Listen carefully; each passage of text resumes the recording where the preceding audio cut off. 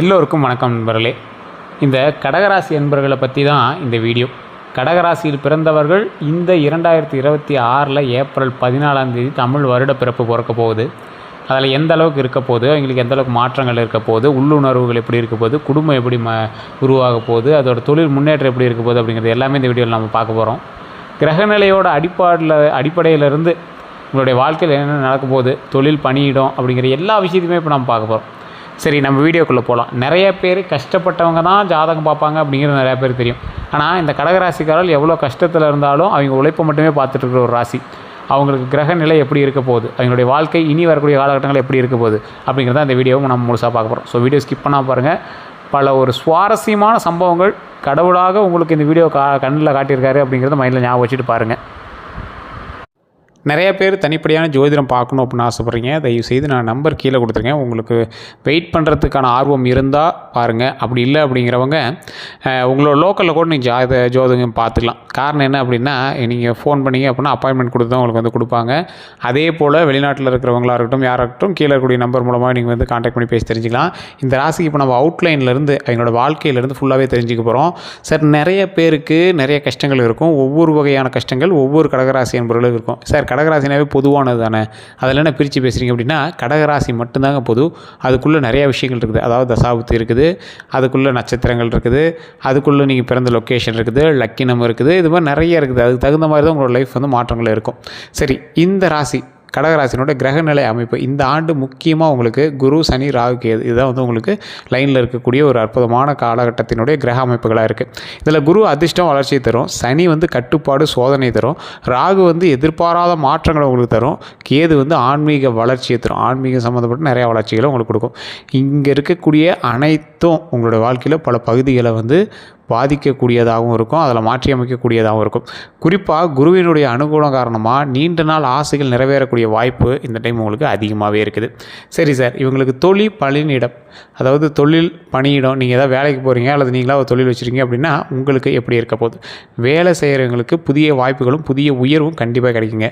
வெளிநாட்டு தொடர்பான வேலை வாய்ப்புகள் அதிகமாகவே இருக்குது. சிலருக்கு வேலை மாற்றம், சிலருக்கு புதிய துறைக்கு மாற்றம் இருக்கும். அதே போல் இருக்கிற வேலையிலேருந்து ஏதாவது சின்ன சின்ன ஆல்ட்ரேஷன்ஸ் உங்களுக்கு இருக்கும். ஏதாவது உங்களுக்கு சின்ன ஒரு வேலையில் மாற்றம் உங்களுக்கு கண்டிப்பாக தெரியுங்க. அதே போல் முக்கியமாக நீங்கள் சனியினுடைய ஆற்றல் காரணமாக அதிக உழைப்பு தேவைப்படும். நீங்கள் செய்யக்கூடிய இடத்துல நார்மலை விட கொஞ்சம் அதிகமாக வேலை உங்களுக்கு இழுக்கும், உழைப்பு கொஞ்சம் அதிகமாக போடுற மாதிரி இருக்கும். மேலதிகாரிங்கிட்ட சின்ன சின்ன சிக்கல்கள் இருக்கிறதுக்கான வாய்ப்புகள் அதிகமாக இருக்குது. இது யாரால்? சனியினுடைய ஒரு பார்வையினால். அதே போல் உங்களுக்கு ஒரு முக்கியமான ஆலோசனை சொல்லணும் அப்படின்னா, இந்த டைம் நீங்கள் ரொம்ப பொறுமையாக இருக்கணும். பொறுமையாக இருந்தால் மட்டும்தான் நீங்கள் தப்பிப்பீங்க. நீங்கள் செய்யாத தப்புக்கு வேறு யாருக்காவது ஹெல்ப் பண்ண போனீங்க அப்படின்னாலும் மாட்டுவீங்க. வேலை சம்மந்தப்பட்ட விஷயங்களையும் நிறைய மாட்டுவீங்க. குடும்ப சம்மந்தப்பட்ட விஷயங்களையும் கொஞ்சம் எச்சரிக்கையாகவே இருக்கணும் அப்படிங்கிறதான் இந்த காலகட்டத்துக்கு உங்களுக்கு சொல்லப்படுது. சரி சார், உங்களுக்கு ஃபினான்ஷியலாகவும் சரி, பொருளாதாரமாக உங்களுக்கு எந்த அளவுக்கு ஸ்டேபிளாக இருக்கும்? வருமானம் உயர்றதுக்கான வாய்ப்புகள் கண்டிப்பாக உள்ளதுங்க. ஆனால் முதலீடுகளில் லாபம் இருந்தாலும் கொஞ்சம் எச்சரிக்கையாக இருக்கணும் அப்படிங்கிறத மைண்டில் வச்சுக்கணும். முதலீடுகளில் கண்டிப்பாக லாபம் இருக்குது அப்படிங்கிறது, ஆனால் கொஞ்சம் எச்சரிக்கை இருக்கணும் அப்படிங்கிறதும் சொல்கிறாங்க.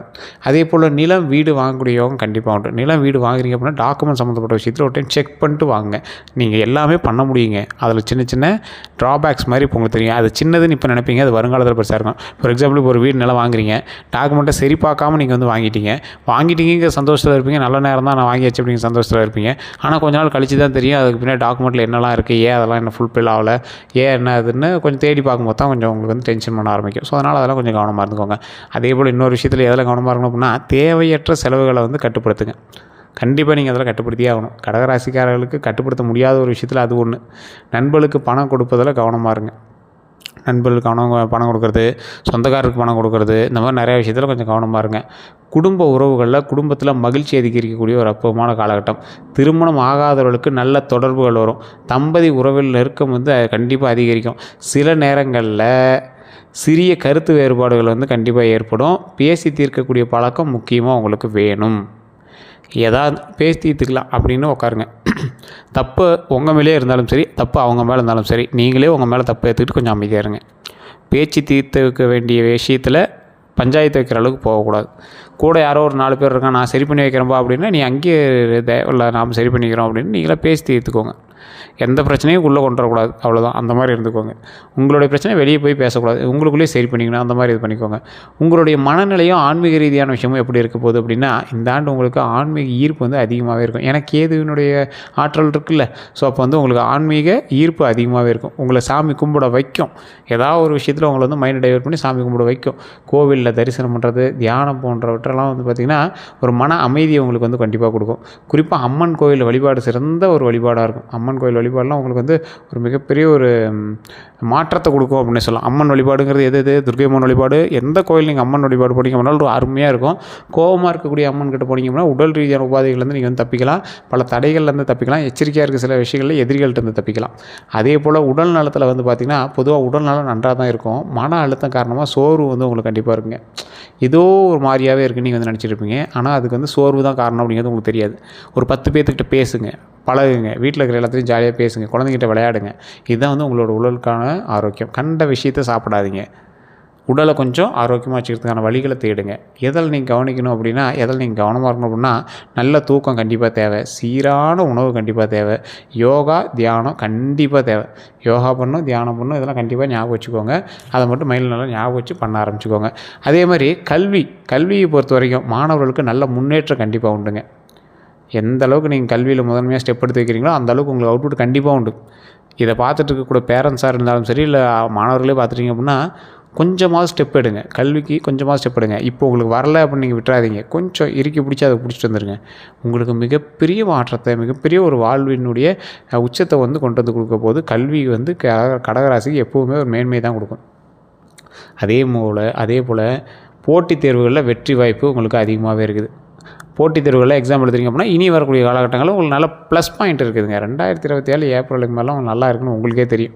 நிறைய பேருக்கு சொல்லியிருக்காங்க. இது வரைக்கும் பட்ட கஷ்டத்துக்கான வாய்ப்பு அப்பயாவது உங்களுக்கு வந்து ஒரு நல்ல பலன்களாக நல்ல வாழ்க்கை தரும் அப்படிங்கிறது தான் வெயிட் பண்ணிட்டு இருக்கீங்க. கண்டிப்பாக அதுக்கு நன்மை உண்டு. கவனம் செலுத்துனீங்க அப்படின்னா அதிக சாதனை வந்து கண்டிப்பாக இருக்குங்க. எந்த அளவுக்கு கவனம் செலுத்துறீங்களோ அந்த அளவுக்கு வந்து அதிக சாதனை வந்து உங்களுக்கு கிடைக்கும். முன்னாடியே சொன்னது தான், எந்த அளவுக்கு நீங்கள் ஸ்டெப் எடுக்கிறீங்களோ அந்த அளவுக்கு ஸ்டெப்புக்கான அவுட்புட் கண்டிப்பாக கிடைக்கும். அதே போல் பயணங்கள் அப்படின்னு பார்த்திங்கன்னா வெளிநாடு அல்லது தூரத்து பயணங்கள் கண்டிப்பாக உண்டு. இருந்தாலும் வெளிநாட்டு பயணங்களை கொஞ்சம் எச்சரிக்கையாக இருக்கணும். தொழில் மற்றும் ஆன்மீக பயணங்களும் கண்டிப்பாக உண்டு. வெளியில் ஏதாவது லோக்கலில் கூட நீங்கள் போய்ட்டுருவீங்க, மாநிலத்துக்குள்ளேயே கூட வெளியே கோயில்களுக்கு போய்ட்டு அப்படிங்கிற மாதிரி போய்ட்டுருவீங்க. ஸோ கண்டிப்பாக அந்த மாதிரி எந்த கோயில்களுக்கு போய்ட்டு உங்களுக்கு ஒரு நல்ல வாய்ப்புகள் தான், நல்ல ஒரு மன நிம்மதி கிடைக்கும், ஆற்றல் கிடைக்கும். உங்களுக்கு எதெல்லாம் ரொம்பவே கொஞ்சம் எச்சரிக்கையாக இருக்குது, சவால்களாக இருக்கும் அப்படின்னா வேலையில் இருக்கக்கூடிய அழுத்தம். உங்களை பக்கத்தில் இருக்கிறவனே தேவையில்லாமல் டென்ஷன் பண்ணுவான். அவன் பெரிய உங்களை விட ஹெட் ஆளாக இருக்காது, அவன் சம ஆளாக இருப்பான், ஆனால் அவன் உங்களை டென்ஷன் பண்ணுவான். மனக்குழப்பம் உங்களுக்கு இருக்கிற வாய்ப்புகள் அதிகமாகவே இருக்குது. அதெல்லாம் கொஞ்சம் சரி பண்ணிக்கோங்க. சில எதிர்பாராத செலவுகள்லேருந்து கொஞ்சம் தப்பிக்கிறதுக்கான வழியை பாருங்கள். அதே மாதிரி எதை வந்து சமாளிக்க முடியும் அப்படின்னா திட்டமிட்டு செயல்பட்டீங்க அப்படின்னா கண்டிப்பாக எல்லாத்தையும் சமாளிக்கலாம். எதை எப்போ பண்ணணும், எப்படி பண்ணணும், யாருக்கிட்ட அதை செய்யணும் அப்படிங்கிறத தேர்ந்தெடுத்துட்டு பண்ணுங்கள். தேவையில்லாமல் ஒரு இடத்துல நீங்கள் போய் முன்னுரிமையாக நீங்கள் போய் நிற்காதீங்க. நீங்கள் தான் பெரிய பர்சன் அப்படின்னு நீங்கள் போய் நிற்காதீங்க. அதை மட்டும் கொஞ்சம் சரி பண்ணிக்கோங்க. அதே போல் முடிவுகளை அவசரமாக எடுக்க வேண்டாம்.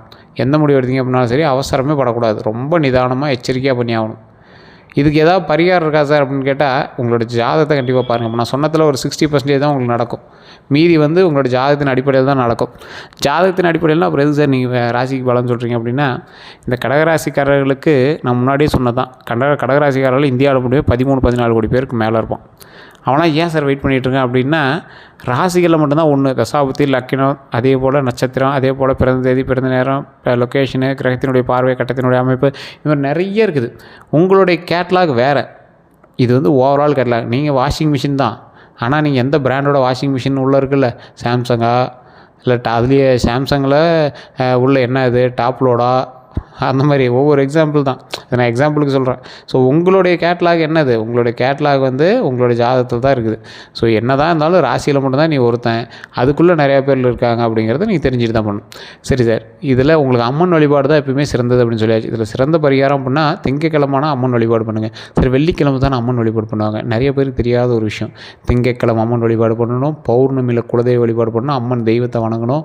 இதெல்லாம் வந்து தெரியறதில்ல. அமாவாசைனா ருத்ரமாக இருக்கக்கூடிய அம்மன் தெய்வமோ இல்லை ஆண் தெய்வமூர்த்தியோ வழிபடுவீங்க. திங்கக்கிழமைகள்லையும் அதே போல் பௌர்ணமியிலையும் அம்மன் தெய்வத்தை வழிபட்டு பாருங்கள். அதை விட ஒரு சிறந்ததை நீங்கள் எதையுமே பார்த்துக்க முடியாது. அதே போல் சந்திரன் பகவான் பிரார்த்தனை. சந்திரன் பகவான் யார்? சந்திரன், நிலவு, திங்கள். ஸோ திங்கக்கிழமை வழிபடுறதும் சரி, சந்திர பகவான் வழிபடுறதும் சரி, எல்லாமே உங்களுக்கு வந்து நன்மையவே அள்ளி கொடுக்கும். பால் அபிஷேகம் செய்யலாம். எந்த கோயிலுக்கு போனீங்க அப்படின்னாலும் முடிஞ்சால் ஒரு 10 ரூபாய் 20 ரூபாய்க்கு பால் பாக்கெட் வாங்கி கொடுங்க. பால் அபிஷேகம் பண்ணுறது கண்டிப்பாக அது வந்து ஒரு உதவும். வெள்ளை நிற உடை அணிவது உங்களுக்கு ரொம்ப நல்லது. எங்கே போய்ட்டு அப்படின்னாலும் வெள்ளை கலர் ட்ரெஸ்ஸு கொஞ்சம் அதிகமாக பயன்படுத்தி பாருங்கள். நடுவில் கொஞ்சம் மஞ்சள் தடவிக்கோங்க. வெறும் ஒயிட்டாக நீங்கள் வந்து பயன்படுத்தவே கூடாது. மஞ்சள் தடவி அந்த ட்ரெஸ்ஸை வந்து நீங்கள் வந்து பயன்படுத்துங்க. கார்னர்லேயோ இல்லை ஏதோ இடத்துல மஞ்சள் வச்சுருக்கணும். அதே போல் இந்த வருடத்தினுடைய முடிவில் வந்து பார்த்திங்கன்னா, இந்த ஆண்டோட முடிவில் வாழ்க்கையில் நிலைத்தன்மை வந்து கண்டிப்பாக இருக்கும். பணத்தில் முன்னேற்றம் கண்டிப்பாக இருக்கும். குடும்பத்தில் அமைதி கண்டிப்பாக இருக்கும். மொத்தத்தில் 2026 தமிழ் புத்தாண்டு கடகராசிக்காரர்களுக்கு வளர்ச்சி மற்றும் மாற்றத்தினுடைய வருடம் அப்படிங்கிறத நீங்கள் வந்து மைண்டில் ஞாபகம் வச்சுக்கோங்க. இது மட்டும் இல்லைங்க, இந்த ராசிக்காரர்களுக்கு இன்னொரு ப்ளஸ் பாயிண்ட் இருக்குது. இந்த ராசி எப்போவுமே வந்து பார்த்திங்கன்னா நீர் தத்துவ ராசி அப்படின்னு சொல்லுவாங்க. அதே மாதிரி உணர்ச்சி அதிகம் உள்ள ராசி அப்படின்னு சொல்லுவாங்க. குடும்ப பாசம் மிகுந்த ராசி அப்படின்னு சொல்லுவாங்க. இந்த ராசிக்கு உள்ளுணர்வு அதிகம், இன்ட்யூஷன். அதாவது இடத்துலேருந்தே அவன் என்ன பண்ணுவான் பண்ண மாட்டான், அடுத்து என்ன நடக்கும் நடக்காது அப்படிங்கிறது தெளிவாக வந்து கால்குலேட் பண்ணக்கூடிய ஒரு ராசி. அது வந்து இன்ட்யூஷன் சொல்லுவாங்க. உங்களுடைய அறிவிற்கு அப்பாற்பட்ட ஒரு விஷயமாக அது வந்து உங்களுக்கு செயல்படுத்துது. இந்த குணங்கள் வந்து 2026 உங்களுக்கு பலமாக மாறும். ஸோ இது எந்தளவு உங்களுக்கு இன்ட்யூஷன் பவர் அதிகமாகுதோ அந்தளவுக்கு நீங்கள் வந்து கணிக்கக்கூடிய தன்மைகள் அதிகமாகுது. உங்களோட வளர்ச்சியை வந்து பெருசு பண்ணி கொடுக்குது. இந்த கிரக நிலையில் வந்து ஆழமாக விளக்கணும் அப்படின்னா குரு வளர்ச்சி சக்தியை தான் கொடுக்கும். அதே போல் உங்கள் வாழ்க்கையில் பெரிய வாய்ப்புகளையும் தரும். தொழில், பணம், கல்வி, முன்னேற்றம் இது எல்லாமே உங்களுக்கு வந்து கொடுக்குது. கோல்டன் ஃபேஸ் அப்படின்னு சொல்லுவாங்க. இது வந்து கோல்டன் ஃபேஸ் ஆரம்பம் அப்படிங்கிற மாதிரி சொல்லுவாங்க.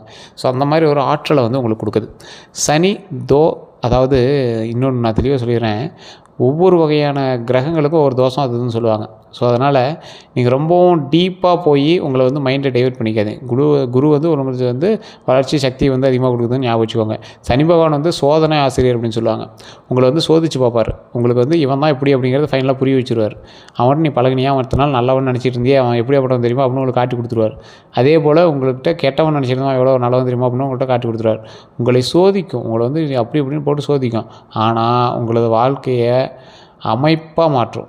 எந்த அளவுக்கு உங்களை வந்து தட்டி ஒரு பொம்மை, களிமண் பொம்மை இல்லை பானை செய்கிறாங்கல்ல, தட்டி ஒரு ஷேப் கொண்டு தராங்களா, அந்த மாதிரி ஒரு டிசிப்ளைன் வந்து சக்ஸஸை கொண்டு வரணும்னு சொல்லுவாங்கள்ல, அந்த மாதிரி ஒரு டிசிப்ளைனை உங்களுக்கு கொண்டு வர வச்சு அதை வந்து சக்ஸஸாக மாற்றி கொடுக்கும். ராகு பகவான் வந்து எதிர்பாராத லாபத்தை கொடுப்பார். எந்த அளவுக்கு நீங்கள் பார்த்துட்டீங்களோ திடீர்னு ஒரு லாபத்தை கொடுப்பார். அது வருமா வராதுன்னு பார்த்துட்டு பயங்கர லாபமாக வந்திருக்கும். அதே போல் எதிர்பாராத லாபம், வெளிநாட்டு வாய்ப்பு, டிஜிட்டல் வளர்ச்சி, அதாவது ஆன்லைனில் டிஜிட்டலில் உங்களுடைய ஏர்னிங்ஸோ இல்லை உங்களுடைய புகைப்படமோ இல்லை உங்களுடைய வீடியோவோ இல்லை ஏதோ ஒன்று நீங்கள் வந்து ட்ரெண்ட் ஆகிட்டே இருப்பீங்க. அந்தளவுக்கு வந்து வளர்ச்சி கொடுக்கும். வெளிநாட்டில் வாய்ப்புகள் அதிகமாக வரக்கூடிய ஒரு நபராக அமைக்கும். எதிர்பாராத லாபம் வந்து கண்டிப்பாக கிடைக்க வைக்குங்க. கேது பகவான் ஆன்மீகமும் உள்ளுணர்வும் தனிமையும் விருப்பம். உங்களுக்கு கேது பகவான் இருந்தது அப்படின்னாவே ஆன்மீகத்தில் நீங்கள் கண்டிப்பாக மேலே வருவீங்க. உங்களை வந்து ஈஸியாக வந்து ஆன்மீக ரீதியாக கொண்டு வந்துடும். ஆன்மீகம் உள்ள போந்தால் என்ன ஆகும், உள்ளுணர்வு, இன்ட்யூஷன், உங்களுக்கு வந்து இன்ட்யூஷன் பவர் அதிகமாகும். அடுத்து என்ன நடக்கும் அப்படிங்கிறத நீங்களே கெஸ் பண்ண முடியாது. தனிமையை விரும்புவீங்க. அதாவது ஒரு சித்தர் மாதிரி, யோகி மாதிரி தனியாக இருந்தால் எப்படி இருக்கும் அப்படிங்கிற மாதிரி நீங்கள் வந்து உங்களை ஃபீல் பண்ண ஆரம்பிச்சிங்க. அதே போல் தொழிலில் உங்களுக்கு ரொம்பவே விரிவான சில பகுதிகள் வந்து கிடைக்கும் போது, வேலையில் அதிக ப்ராஜெக்ட்ஸ், புது ப்ராஜெக்ட்ஸ் வந்து உங்களுக்கு கிடைக்கும். ப்ரொமோஷன் கண்டிப்பாக கிடைக்கும். பாஸ் அப்ரிஷியேஷன் வந்து கண்டிப்பாக கிடைக்கும். சனி கிரகமாக வேலை அழுத்தம் உங்களுக்கு வந்து அதிகமாக இருக்கும். லேட் ஹவர்ஸ், நீங்கள் வந்து லேட் நைட் தான் தூங்குவீங்க. தூக்கத்தில் கொஞ்சம் கெட்டுறதுக்கான வாய்ப்புகள் அதிகம். ஸோ அதில் மட்டும் கொஞ்சம் எச்சரிக்கையாக நிதானமாக இருந்தீங்க அப்படின்னா ரொம்ப நல்லது. ஐடி, பிஸ்னஸ், ஃப்ரீலான்சர்ஸ் இவங்களாம் வந்து பார்த்திங்கன்னா ஆன்லைன் இன்கம் வந்து கண்டிப்பாக அதிகரிக்கும். ஸ்டார்ட் அப் ஆரம்பிக்கிறதுக்கு நல்ல ஒரு நேரம் சார். ஸ்டார்ட் அப்னா சின்னதாக ஒரு கடை வச்சு ஆரம்பிக்கிறது சார், ரொம்ப நல்ல நேரம். கரெக்டான இடமத்தையும் பார்த்து போடுங்க. அதே மாதிரி இந்த பார்க்கில் இதெல்லாம் உட்காந்துட்ருப்பாங்கல்ல, ஒருத்தர் ப்ரௌன் கேக் விற்றா இன்னொருத்தர் வந்து அதே ப்ரௌனியா, என்னமோ ப்ரௌனி விற்றா அதே ப்ரௌனி, தேங்காய் பால் விற்றா அதே தேங்காய் பால். ஸோ இந்த மாதிரிலாம் பண்ணாதீங்க. யூனிக்காக ஏதோ ஒன்று பண்ணுங்கள். உங்களுக்கு வந்து அது கண்டிப்பாக கை கொடுக்கும். ஸோ அந்தளவுக்கு உங்களுக்கு வந்து வாய்ப்புகளும் இருக்குது. அதை ட்ரை பண்ண ஆரம்பிங்க. அதே மாதிரி பார்ட்னர்ஷிப் நல்ல பலன் தரும் உங்களுக்கு. அதனால் சேர்ந்து பண்ணிங்க அப்படின்னா ரொம்ப நல்லது. ஃபாரின் கிளைண்ட்ஸ் நிறைய பேர் வருவாங்க. அதே மாதிரி அதையும் நல்லா பயன்படுத்திக்கோங்க. மார்க்கெட்டிங் மூலமாக கண்டிப்பாக உங்களுக்கு வளர்ச்சி உண்டு. ஆனால் எதில் கவனமாக இருக்கணும் அப்படின்னா கான்ட்ராக்ட்ஸ் கவனமாக படிக்கணும். எந்த ஒரு லைனோ எந்த ஒரு இதுவும் பண்ணும்போது ரொம்ப டீப்பாக கான்டாக்ட்ஸ் எல்லாமே படிச்சிங்க அப்படின்னா ரொம்ப நல்லது.